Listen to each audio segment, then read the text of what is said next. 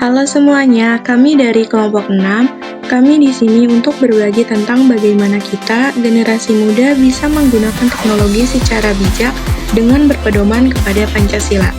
Setiap sila dalam Pancasila punya panduan penting agar kita bisa jadi pengguna teknologi yang bertanggung jawab. Kemajuan ilmu dan teknologi atau yang sering disebut iptek adalah suatu gejala yang tidak dapat kita hindari dalam kehidupan ini. Karena kemajuan teknologi berjalan seiring dengan kemajuan ilmu pengetahuan. Kemajuan iptek yang amatlah pesat ini menjadikan peradaban manusia pun ikut berkembang dengan cepat. Tapi bagaimana seharusnya kita bersikap? Tahukah kalian tentang kemajuan iptek di generasi muda kita? Nah, dalam video ini kita akan membahas materi yang bertema persoalan iptek, gaya anak muda, dan etika Pancasila dengan judul Scrolling Tanpa Henti Mencari Jejak Pancasila di Dunia Maya. Untuk itu, langsung saja mari kita simak videonya. Halo, aku Nail. Aku di sini akan membahas sila pertama, yaitu ketuhanan yang Maha Esa. Sila pertama ini mengajarkan kita untuk selalu mengingat bahwa kita mempunyai nilai-nilai moral yang harus kita jaga, termasuk saat kita menggunakan teknologi. Di dunia digital ini, ada banyak sekali pilihan konten yang bisa kita konsumsi dan bagikan. Tapi, bagaimana cara kita memilih konten yang tepat? Itu adalah soal etika.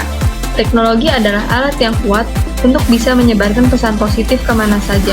Tetapi, penting bagi kita untuk hanya memilih dan menyebarkan konten yang sesuai dengan nilai moral dan etika kita. Misalnya, kita bisa memilih untuk memposting hal-hal yang inspiratif dan membantu orang lain seperti kutipan motivasi, cerita-cerita positif, atau pesan kebaikan.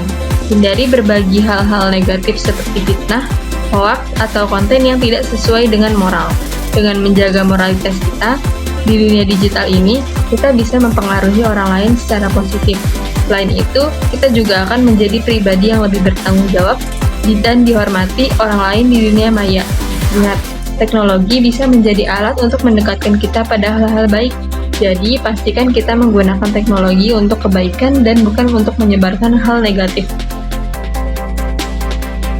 Halo semua, aku Aul dan aku mau bicara tentang sila kedua, kemanusiaan yang adil dan beradab. Di era teknologi ini, kita sering mendengar istilah keyboard warrior atau cyberbullying. Nah, sila kedua ini mengingatkan kita bahwa di balik layar ponsel atau komputer, kita tetap manusia yang harus saling menghormati. Teknologi bisa jadi alat yang hebat untuk saling membantu dan meningkatkan empati. Kita bisa berpartisipasi dalam berbagai aksi sosial, seperti kampanye amal dan kegiatan yang mendorong kemanusiaan. Contoh mudahnya, saat ada orang yang butuh bantuan atau dukungan moral, kita bisa berkomentar positif atau memberikan dukungan di media sosial. Atau, kita juga bisa ikut kampanye donasi online, membagikan informasi yang berguna, atau sekedar menasihati teman untuk tidak menyebarkan hoax. Ketika kita menjaga empati dan adab dalam berteknologi, kita ikut menciptakan lingkungan digital yang sehat dan positif.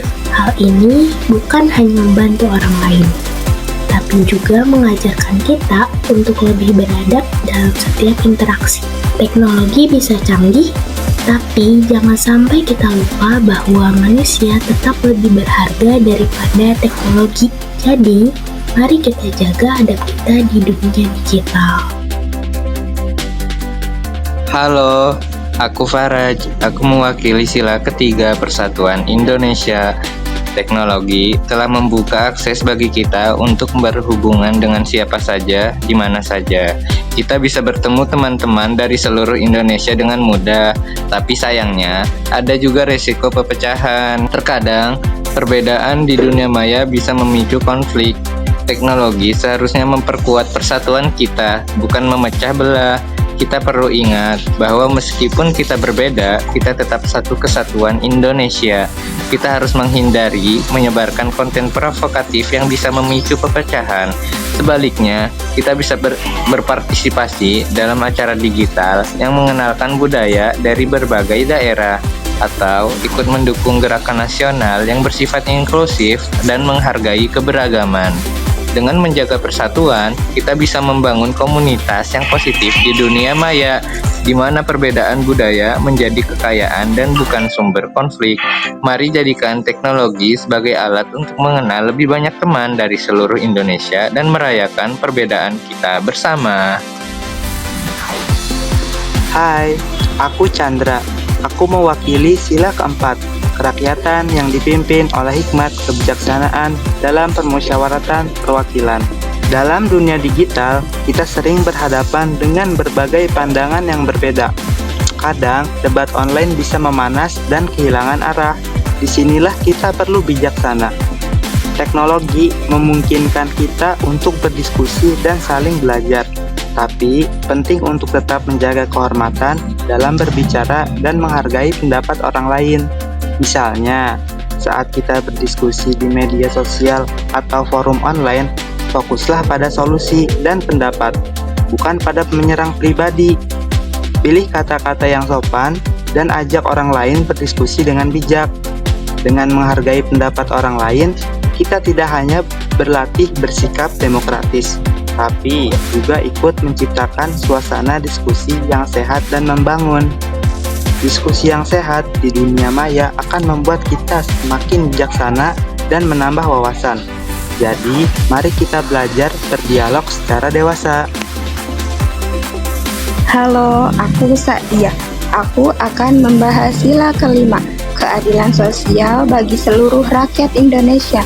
Dalam teknologi, kita punya tanggung jawab untuk memastikan semua orang memiliki akses yang adil. Sayangnya, masih ada kesenjangan digital di berbagai daerah. Teknologi harus bisa diakses oleh semua orang agar tercipta pemerataan pengetahuan dan kesempatan. Ini bisa membantu masyarakat yang belum memiliki akses teknologi yang memadai. Kita bisa berbagi informasi tentang teknologi kepada teman-teman yang membutuhkannya. Misalnya, saat ada informasi tentang aplikasi pendidikan atau sumber daya belajar gratis, bagikan kepada teman atau komunitas yang mungkin belum tahu. Dengan mengetahui keadilan dalam akses teknologi ini, kita bisa membantu banyak orang memiliki peluang yang sama untuk belajar dan berkembang. Teknologi seharusnya membantu menghilangkan kesenjangan, bukan memperbesarnya. Mari kita pastikan semua orang memiliki kesempatan yang sama. Anak muda saat ini sangat bergantung pada teknologi, seperti smartphone, komputer, dan internet, yang menjadi bagian penting dalam aktivitas sehari-hari mereka. Teknologi ini memiliki dampak netral terhadap kehidupan sosial. Di satu sisi, ia menawarkan kemudahan dan akses informasi, sementara di sisi lainnya bisa menimbulkan masalah seperti penyebaran informasi yang salah. Perkembangan teknologi sejalan dengan nilai-nilai moral masyarakat yang memberikan panduan dalam penggunaannya. Selain itu, teknologi juga mendukung pendidikan dan pengembangan diri, memberikan anak muda akses ke sumber daya belajar yang beragam. Tren gaya hidup, termasuk fashion, musik, dan media sosial, sangat berpengaruh pada keseharian anak muda, membentuk identitas dan pilihan mereka. Media sosial, khususnya, berperan besar dalam membentuk pandangan hidup dan sikap generasi muda, meski terkadang membawa dampak negatif. Kecenderungan saat ini menunjukkan bahwa banyak anak muda lebih mengedepankan aspek materialisme daripada spiritualisme, meskipun ada juga yang mencoba menyeimbangkan antara keduanya. Dalam konteks ini, nilai-nilai Pancasila masih sering diterapkan dalam kehidupan sehari-hari anak muda, meskipun beberapa kelompok masyarakat tampak kurang berpegang teguh pada prinsip-prinsip tersebut. Pentingnya gotong royong dan kebersamaan dalam masyarakat Indonesia tetap relevan, terutama dalam menghadapi tantangan modernisasi dan globalisasi. pendidikan Pancasila berperan penting dalam membentuk etika anak muda di era digital, membantu mereka tetap berlandaskan pada nilai-nilai luhur yang menjadi identitas bangsa. Ayo jadi pengguna teknologi yang bijak dengan nilai-nilai Pancasila.